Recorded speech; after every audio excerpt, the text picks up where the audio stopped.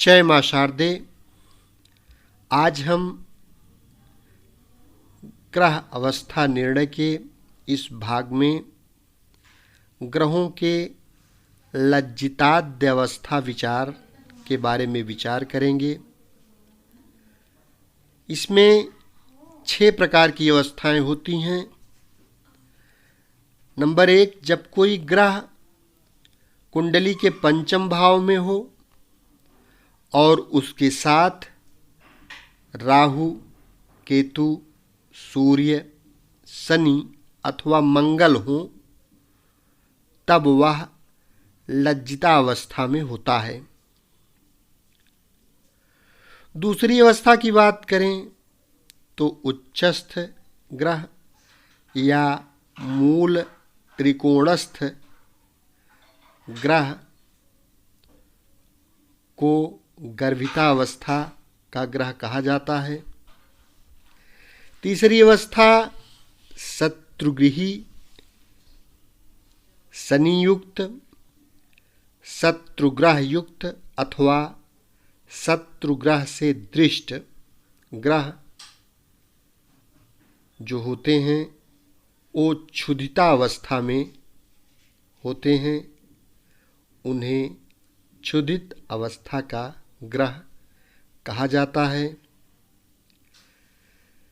चौथी अवस्था की बात करें तो यदि कोई ग्रह जल राशिगत हो और उस पर शत्रु ग्रह की दृष्टि भी हो, लेकिन शुभ ग्रह से दृष्ट न हो, तो उस ग्रह की त्रिशिता अवस्था होती है। ऐसा ग्रह त्रिशित अवस्था का कहा जाता है।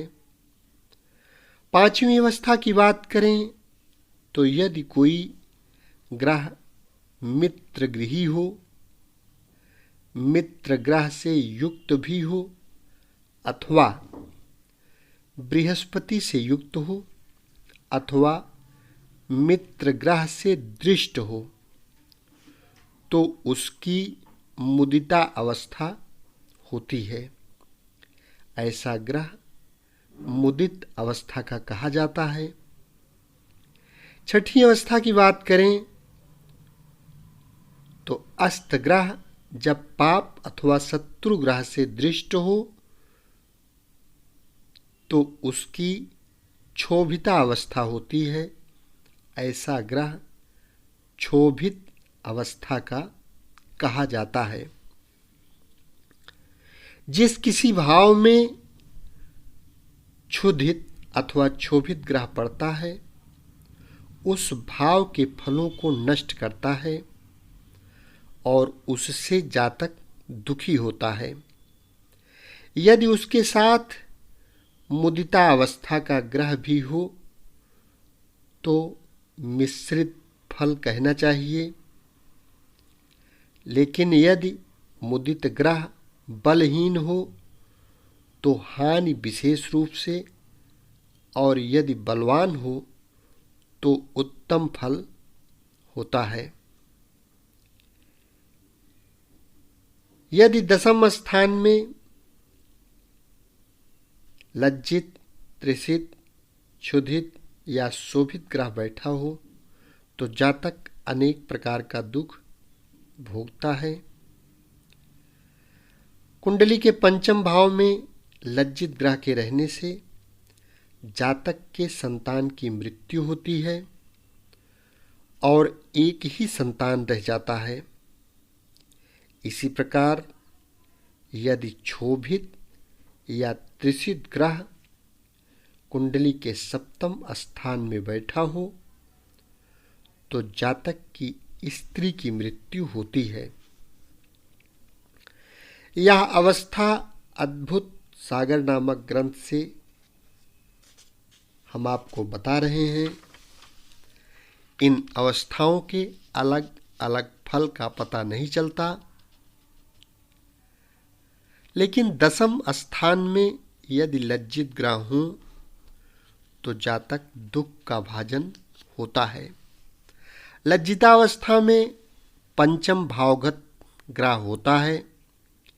इसी कारण लज्जित का 10वें स्थान में होना असंभव है।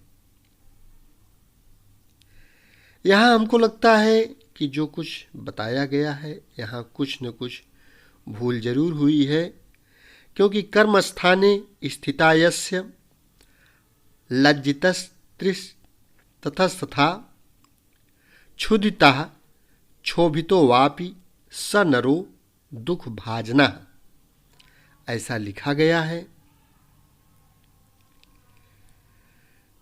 शुद्धाद्यवस्था का विचारने के लिए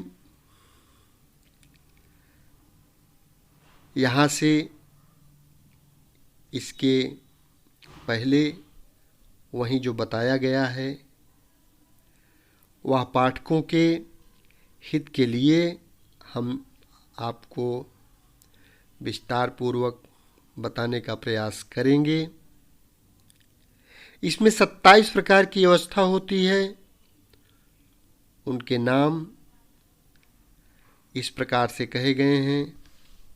पहला शुद्ध अवस्था, दूसरा वस्त्र धारण, तीसरा पुंड धारण, चौथा जय, पांचवा शिव पूजा, छठा अवसान, सातवां विष्णु पूजा, आठवां विप्र पूजा, नौवां नमस्कार, 10वां प्रदक्षिणा, 11वां व्यासदेव, 12वां अतिथि पूजा, 13वां भोजन, 14वां विद्या परिश्रम, 15वां क्रोध, 16वां तांबूल, 17वां नृपाल पश्यम, 18वां गमन, 19वां जलपान, 20वां आलस्य, 21वां शयन, 22वां अमृतपान, 23वां अलंकार, 24वां स्त्री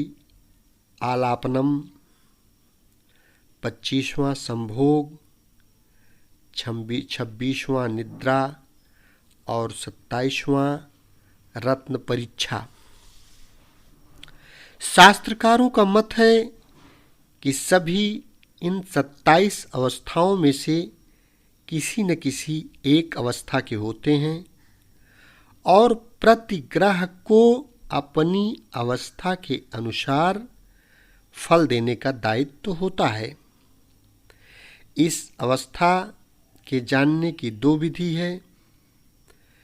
मेष से लग्न पर्यंत जो संख्या आए उस संख्या को जिस ग्रह की अवस्था निकालना है उस ग्रह की राशि स्थित संख्या से गुणा कर दें और जो गुणन फल आए उसको 27 से भाग दें।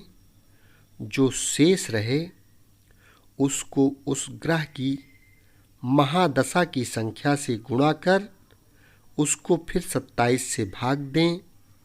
जो शेष रहे वही उस ग्रह की अवस्था होती है।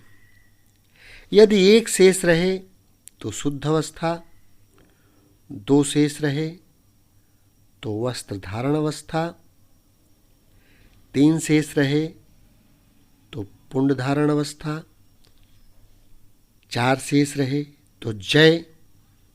इस प्रकार से पूरा जो 27 अवस्थाएं हैं उस हिसाब से मानना चाहिए।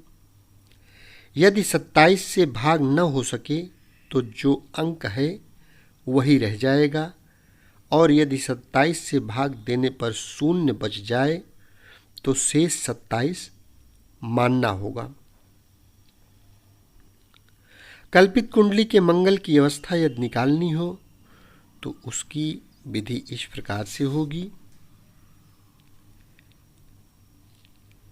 यहाँ हम आपको स्पष्ट बता देना चाहते हैं कि ये कुंडली का जो व्याकरण पोर्शन है बहुत ही क्लिष्ट है। शुरुआत बहुत हल्के से होती है लेकिन जब अंदर आप घुसते हैं सही सही अगर प्रिडिक्शन करना है कुंडली का तो पढ़ना तो पड़ेगा, बातें याद करनी पड़ेंगी। कुंडली को विचारने के लिए ये सारी जानकारी रटना ही पड़ेगा, क्योंकि ये कोई बहुत आसान काम नहीं है और नामुमकिन भी नहीं है। इसके लिए लगातार प्रयास करना होगा और निश्चित ही वीडियो सुनते सुनते एक दिन अच्छे ज्योतिषी अवश्य बन जाएंगे। यदि चैनल अभी तक सब्सक्राइब न किए हों तो कृपया यह चैनल सब्सक्राइब अवश्य कर लें, क्योंकि इस चैनल के माध्यम से संपूर्ण वैदिक ज्योतिष आपको सीखने के लिए फ्री में मिलता रहेगा। और हम प्रयास करेंगे कि कठिनाइयों को थोड़ा सरलता में बदल कर ही प्रस्तुत किया जाए, जिससे हर व्यक्ति के समझ में ज्योतिष आए और ये जो ज्योतिष के सिद्धांत हैं इनको आप लोग रटने का प्रयास करें, लोगों का कल्याण करें। धन्यवाद।